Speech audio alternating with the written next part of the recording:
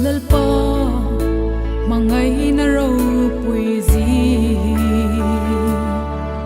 thule la in thil seng rulan no van ram ro pui mak sana ko vela I hunga hi ke mi sul mangai na lei chau ani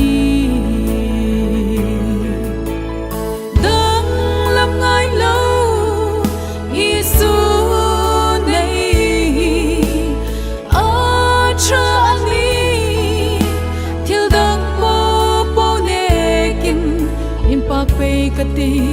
kalal pa chu impa pe kati kalal pa chu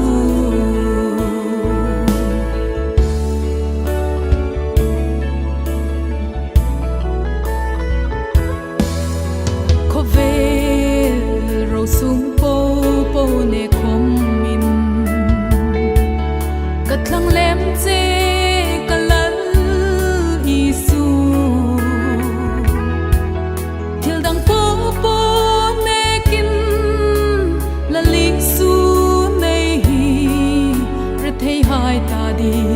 acha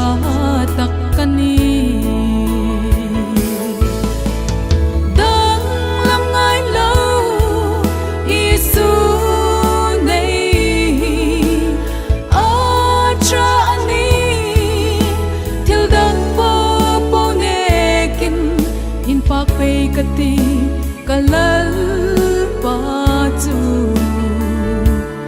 in pak pe kati kalal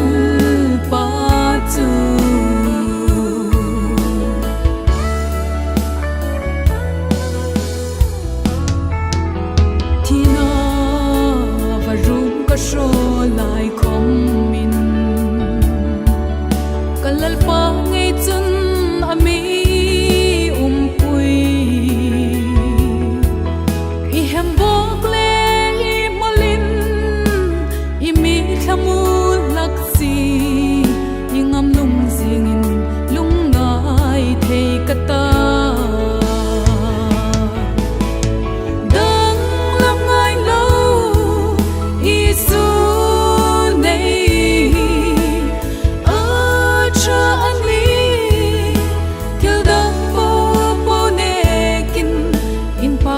kati kalal pa chu pa pe kati kalal pa chu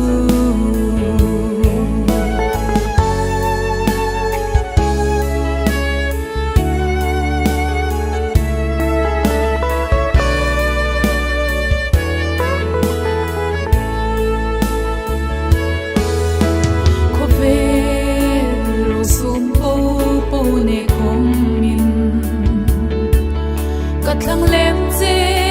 kalal isu til dang po po ne kin la ling su nei re thei hai ta din acha takkani